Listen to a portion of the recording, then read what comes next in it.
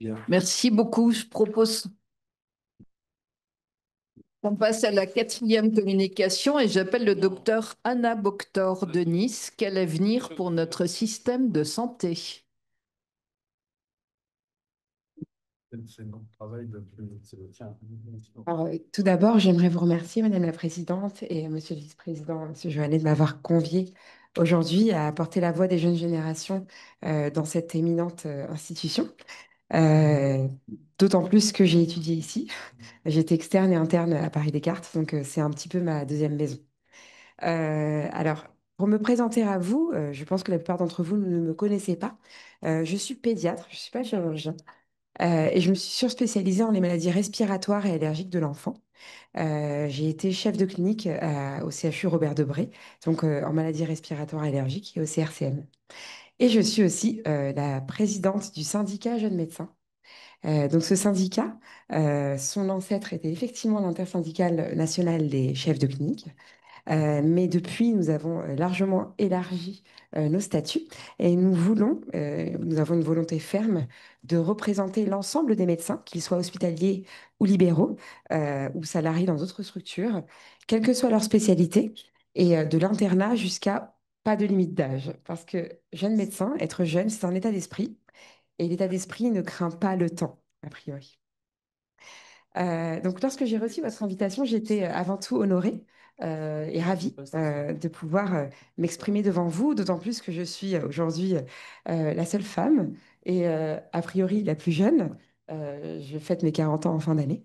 Donc, j'étais ravie de parler de ce sujet qui est extrêmement vaste, passionnant, mais avec uniquement 20 minutes. Donc, c'est extrêmement difficile pour moi de couvrir ce sujet, mais je vais essayer de m'y atteler. Donc avant tout, j'aimerais commencer mon propos euh, par rendre hommage aux piliers fondamentaux de notre Sécu, à savoir garantir un accès aux meilleurs soins pour tous. C'est quelque chose qui nous tient toujours à cœur dans notre jeune génération, bien évidemment. Et nous avons tout à fait conscience que l'herbe n'est pas plus verte ailleurs, ni aux États-Unis, ni en Allemagne, ni au Canada, ni à Dubaï, ni en Suisse. Alors, pour commencer, j'aimerais vous demander si vous connaissez cette personne dans l'Assemblée. Non. C'est Barack Obama. C'est Federer. Ah, non, non. C'est Barack Obama, jeune. Alors, c'est un célèbre chanteur égyptien. Il s'appelle Abdelhalim Hafez. Il était aussi acteur. Alors, pour vous parler un tout petit peu de moi, je suis copte aussi. Je suis née en France, mais mes parents étaient coptes. Et donc, je suis égyptienne, hein. Et donc, j'aimerais vous parler de l'impact des politiques de santé sur un pays, notamment en prenant l'exemple de l'Égypte. Vous connaissez sans doute le scandale sanitaire de l'hépatite C en Égypte. Alors, pour vous raconter l'histoire, l'Égypte est frappée depuis l'Antiquité par une prévalence extrêmement importante d'une parasitose qui est la bilharziose et qui faisait des ravages dans notre population et qui a notamment tué ce célèbre chanteur et acteur égyptien. L'OMS a organisé, en collaboration avec les gouvernants égyptiens, une campagne de traitement de masse contre le schistosoma, hein, donc la bilharziose, par voie veineuse. Et c'était entre les années 60 et les années 80.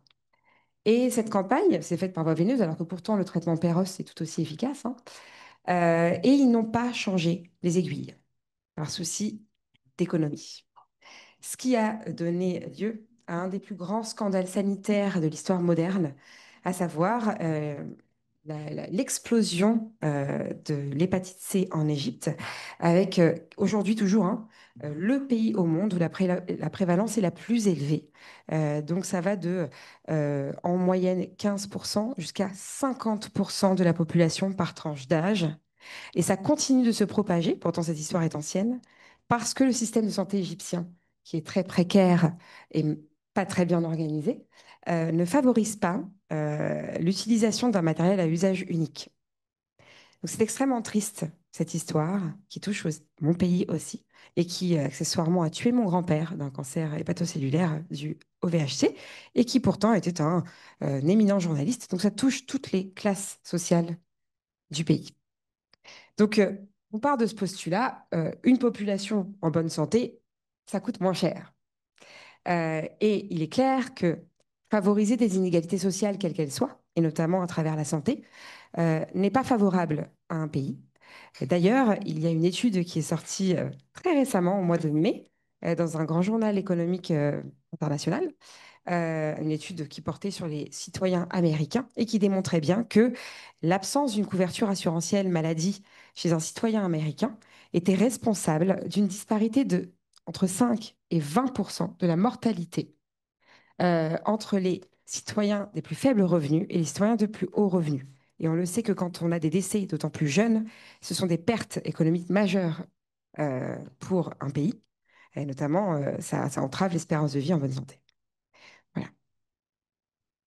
Donc, aujourd'hui, ce que j'aimerais faire, c'est avant tout vous faire part de mes questionnements sur le système de santé existant pour pouvoir imaginer et aller vers un système de santé de l'avenir qui soit plus adapté. Nous ne voulons pas, nous dans les jeunes générations, en tout cas chez les jeunes médecins, nous ne voulons pas nous mettre dans une posture de détenir la vérité absolue, parce que je pense que personne ne l'a. Nous voulons plus adopter une posture humble et simplement vous demander de m'accompagner dans ma quête, dans notre quête, avec nos questionnements sur l'existant pour imaginer quelque chose de meilleur pour mieux soigner notre population. Parce que c'est notre métier, c'est le soin, c'est soigner nos patients. Donc ça va s'articuler autour de trois axes. Le premier, c'est la formation et la recherche. Le second, l'organisation du système de santé. Et enfin, le financement, le nerf de la guerre. Donc, pour commencer, au niveau de la formation médicale, effectivement, la boussole que l'on doit toujours avoir pour imaginer quelque chose de meilleur, c'est les besoins de la population. En effet, tout doit être calqué, comme l'ont très bien dit mes collègues avant, sur les besoins de la population. Alors, partant de ce principe, aujourd'hui, on le sait, notre formation médicale, qu'elle soit initiale, puis même continue et même pratique, elle est quasi exclusivement à l'hôpital. On sait, en citoyens français, nous y compris, tout au long de notre vie, nous avons recours dans le système de santé bien plus souvent à un médecin installé en libéral qu'à la médecine hospitalière, n'est-ce pas? Est-ce réellement cohérent de centrer notre formation uniquement à l'hôpital, sachant que le profil des patients qui consultent à l'hôpital est tout à fait différent du tout venant, si je puis dire. Ensuite, est-ce qu'on peut se dire que la formation d'aujourd'hui intègre parfaitement les innovations d'aujourd'hui et de demain? Je pense, par exemple, aux innovations dans la technologie en santé. Aujourd'hui, ces innovations-là nous dépassent et sont principalement impulsées par des professions qui ne sont pas des professionnels de santé. Aujourd'hui, les médecins en particulier, nous ne sommes pas architectes de la tech en santé. Est-ce adapté? Est-ce cohérent? Je n'en suis pas certaine. Mais dans notre formation, ce n'est absolument pas intégré. L'IA fait beaucoup peur. On entend beaucoup de polémiques autour de l'IA, notamment par rapport à la formation en santé. Alors, j'aimerais vous affirmer la position de la jeune génération là-dessus. Il est évident qu'on ne peut pas imaginer un médecin remplacé par l'IA pour soigner de manière qualitative nos patients. Il est évident que ce n'est pas parce qu'il y a une explosion de l'IA aujourd'hui que nos études doivent être plus courtes et moins qualitatives. C'est encore plus important d'ailleurs de veiller à la qualité de notre formation pour justement être un garde-fou et contrôler l'IA. L'IA doit être vue comme un outil de performance, d'augmenter la performance du médecin, mais ne pas le remplacer. Je pourrais faire le parallèle avec Internet. Internet, à l'époque où il y avait les prémices d'Internet, les mêmes questions assez similaires se posaient sur justement la disparition de certaines professions, la transformation de certaines formations. Et non, on voit bien qu'aujourd'hui, il y a d'autres professions qui ont vu le jour avec Internet, d'autres qui ont disparu. Et je pourrais même faire le parallèle avec les PTT. À l'époque, il y avait des opératrices qui vous passaient des appels. Oui, bah, leur métier a disparu, mais d'autres métiers sont nés avec ça. Et il faut justement qu'on soit en contrôle de ces outils et non pas les subir. Euh, on peut aussi parler de l'innovation organisationnelle. Est-ce que dans nos formations aujourd'hui, formation initiale, l'innovation organisationnelle, à savoir le travail en équipe avec les professions paramédicales et de manière toujours cohérente avec les compétences de chacun au service de la qualité du soin, est-ce que ces innovations sont enseignées sur les bancs de la fac? Pas vraiment. On ne nous apprend pas non plus à gérer un cabinet en libéral, alors que, bah, on le sait depuis toujours, c'est extrêmement important. Donc, tous ces détails, enfin ces détails, tous ces paramètres sont à prendre en considération avec toujours la boussole des besoins en santé de la population. J'aimerais aussi soulever le fait que, c'est quelque chose qui m'a relativement interpellée. Désormais, j'habite près de Nice, j'exerce à Vence, une charmante ville de 20 000 habitants. Et j'ai constaté en arrivant dans cette région, après mon clinica, que la formation initiale et la formation sur le terrain n'étaient pas du tout la même que celle que j'avais connue. Et ça, c'est pareil, c'est quelque chose qui est assez tabou. Mais est-ce normal que la formation initiale à la fac de médecine ne soit pas harmonisée sur le territoire? Et est-ce normal que la formation pratique soit si dépendante d'une personne? C'est quelque chose qui quand même transforme la vie d'un médecin et de ses patients. Et c'est quelque chose de primordial. Et donc cet encadrement et la qualité de la formation pratique, et je parle par exemple des stages des externes et des internes, est primordial et n'est clairement pas du tout harmonisé et pas assez encadré. Et ne va pas dans le bon sens parce que la démographie médicale et des étudiants augmente. Et donc, on reçoit de plus en plus d'étudiants dans les services. Et la qualité, clairement, de l'enseignement en pâtit. J'aimerais aborder maintenant le volet de la recherche médicale. Et je suis ravie d'en parler après mes collègues, et notamment M. Joannet, parce que je rejoins tout à fait ce que vous disiez. Aujourd'hui, le modèle économique de la recherche médicale favorise principalement les CHU. Et quand on sait que, bah, justement, moins de 10% des médecins en exercice sont à l'origine des idées de recherche, et donc c'est directement influencé par leur pratique quotidienne, est-ce cohérent que un- une personne travaillant en CHU soit, entre guillemets, seule décisionnaire des idées à lancer dans la recherche médicale, sachant que la population qu'il voit au CHU n'est pas du tout la même que la population générale? Est-ce que ce modèle économique est vertueux quand on sait que, par exemple, et je pense que ceux qui font de la recherche le savent, on peut faire dire ce qu'on veut aux chiffres, n'est-ce pas? Et qu'il y a aussi des biais de publication. Par exemple, quand on entreprend une étude prospective et qu'elle ne démontre pas ce qu'on attendait d'elle, on ne la publie pas. Est-ce réellement servir la science de procéder de cette façon? Donc ce modèle économique qui induit des dérives et qui sont directement néfastes pour la santé publique doit aussi être repensé et il faut justement lever le CHU-centrisme dans la recherche médicale parce que ça impacte la santé publique et donc lever les barrières en repensant ce modèle économique et organisationnel. Et donc effectivement, les datas des médecins libéraux qui voient nettement plus de patients avec un profil différent et qui correspondent plus à la population générale doivent être intégrés dans la recherche médicale, doivent être valorisés, doivent être organisés pour produire des études de qualité, mais méthodologiques avant tout. Et clairement, la puissance statistique d'un grand échantillon de patients joue beaucoup sur la qualité.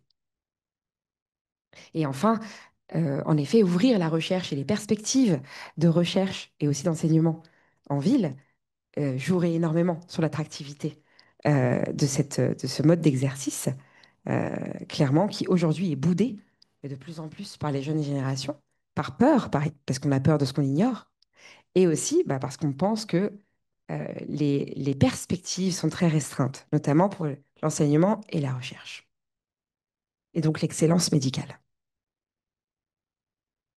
Enfin, ensuite, j'aimerais vous parler de l'organisation du système de santé. En effet, je ne vais pas redétailler tout ce qu'ont dit mes collègues auparavant, mais aujourd'hui, on ne voit pas qu'il y a une gouvernance volontairement collaborative avec les professionnels de terrain. Et donc, l'approche de terrain est l'approche la plus importante pour le plus coller aux besoins de la population. Aujourd'hui, la gouvernance hospitalière s'éloigne de plus en plus des acteurs de terrain. Et de même pour la gouvernance dans l'équivalent privé. Donc l'ancrage au terrain est primordial. Et j'aimerais aussi parler de la représentation syndicale médicale, parce qu'elle est très morcelée, mais se pose la question aussi de la représentativité des organismes syndicaux aujourd'hui. Est-ce que les médecins de terrain se sentent réellement représentés par les syndicats d'aujourd'hui?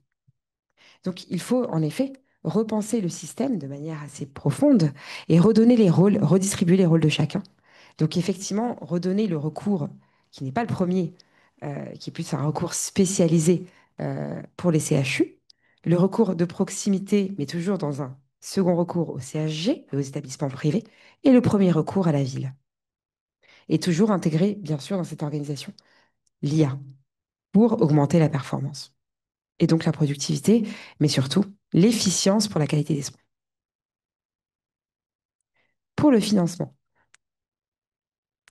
on sait aujourd'hui, pour la médecine de ville notamment, que les montants inadaptés des honoraires constituent, eux, les véritables entraves à l'accès aux soins pour les Français.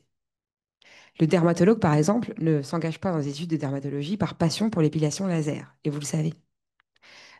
Ils font de l'épilation laser, ils font de l'esthétique pour pouvoir financer leur activité et continuer de soigner tout le monde, y compris les populations les plus défavorisées. Et je pense par exemple aux bénéficiaires de la C2S. La T2A, je ne suis pas là pour l'attaquer frontalement, elle a ses dérives qu'on connaît, et notamment, je vais vous illustrer l'exemple le plus probant, c'est celui des urgences. Qu'on peut dire, enfin on peut dire aujourd'hui que les urgences sont atteintes du Munchausen, n'est-ce pas? Donc les urgences qui sont débordées aujourd'hui de patients, et on le sait, je pense que vous le savez tous, pourquoi, c'est clairement symptomatique des organisations médicales et qu'il n'y a pas, enfin organisationnelles, enfin, et qu'il n'y a pas de vision de santé publique. Mais quand il y a beaucoup d'initiatives qui sont prises sur les territoires pour désengorger les urgences, ça ne les arrange pas. Parce que financièrement, c'est intéressant d'avoir un maximum de passages aux urgences et notamment de passages cotés en UHCD, hein, donc d'hospitalisation de jour, parce que c'est ce qui pourrait rapporter beaucoup à l'établissement et c'est ce qui représente une manne financière pour l'établissement, justement. Donc c'est un Munchausen, hein, parce qu'on préfère entretenir cette difficulté. Et d'ailleurs, les urgences se vantent en nombre de passages journaliers.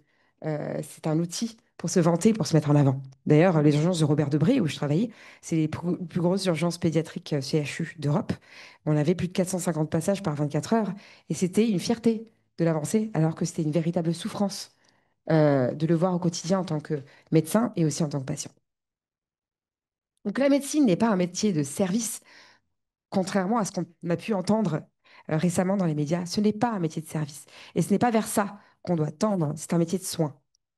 Le service, c'est la consommation, le consumérisme. Ce n'est pas vers ça dont on doit aller, ni économiquement, ni éthiquement, ni médicalement. C'est le temps qu'il faut favoriser. C'est ça le luxe aujourd'hui. C'est le temps médical, c'est le temps. Donc, est-ce adapté de mettre toute son énergie politique, idéologique, économique, pour absolument mettre en face des besoins, euh, des services, des demandes de services des patients? Est-ce adapté d'absolument mettre un médecin H24, 7 jours sur 7 pour répondre à des demandes qui ne sont pas pertinentes? Est-ce intéressant de fonder notre modèle économique sur ça? Je ne pense pas. C'est pas intéressant de devoir écoper systématiquement un bateau qui est troué de toutes parts plutôt que de mettre son énergie à boucher les trous. Donc c'est plus intéressant de gérer le flux en amont plutôt que de gérer le flux en aval. Mais c'est sûr que politiquement, étant donné qu'on le voit dans les différents diagrammes que vous avez présentés, le citoyen est volontairement exclu. Et le citoyen ne vote pas de manière éclairée. Et donc les politiques sont vraiment basées sur l'ignorance du citoyen. Et c'est inacceptable éthiquement parce qu'on voit qu'ils sont les premiers à en pâtir. Donc c'est mieux d'avoir une vision de santé publique, en effet. Et on manque de vision aujourd'hui. Mais une vision est indispensable afin d'orienter notre politique en santé publique sur l'éducation en santé, l'éducation thérapeutique. Parce que l'éducation thérapeutique, et vous le savez, elle a largement fait ses preuves dans la littérature médicale pour contrôler les maladies chroniques. Et on sait qu'aujourd'hui, le principal poste de dépense de l'assurance maladie, c'est les maladies chroniques. Elles explosent, elles sont de moins en moins contrôlées, que ce soit en pédiatrie ou dans la médecine d'adulte. Et on a tous les outils pour empêcher ça. Mais on ne le met pas en pratique, on ne le valorise pas. Et clairement, la majorité des dépenses dans l'hospitalisation et les passages aux urgences sont des décompensations de maladies chroniques qui sont évitables. Donc, il vaut mieux avoir une vision et il est urgent désormais d'arrêter de perdre du temps pour mettre enfin en place ces politiques de santé publique parce qu'elles seront évidemment vertueuses sur le plan économique et évidemment sur le plan de la santé publique. Donc, il faut faire du patient un acteur de sa santé pour qu'il ne consomme pas le soin, qu'il soit acteur de sa santé et qu'il ne vienne pas aux urgences pour un ongle incarné depuis 3 semaines, par exemple. Donc, en conclusion, euh, pour construire le système de santé de demain, pour l'imaginer, pour commencer déjà à travailler, parce qu'il est urgent d'arrêter de perdre du temps, il faut sortir de l'hospitalo-centrisme et il faut intégrer toutes les innovations, quelles qu'elles soient, les plus pertinentes évidemment, dans la formation. Il faut remettre la science au centre des politiques de santé et il faut donc favoriser la recherche médicale en repensant son modèle économique et en décloisonnant la recherche pour l'élargir là où on a le plus de data et donc plus de matière pour la population générale. Il faut aussi favoriser, bien sûr, une gouvernance collaborative avec les acteurs de terrain et faire des patients les acteurs de leur santé pour justement gérer le flux de demandes en amont et pas en aval. Il faut repenser les financements, donc en constatant les dérives d'aujourd'hui, notamment par exemple les dérives de la T2A avec l'illustration des urgences. Donc, dans une société qui est déboussolée, la formation, la recherche, l'organisation et le financement doivent être cohérents et en accord avec les besoins de la population pour garantir, si je puis dire, une seconde jeunesse, une renaissance du système de santé, de la Sécu, et non pas un maintien en vie en l'état. Voilà, je vous remercie de votre attention.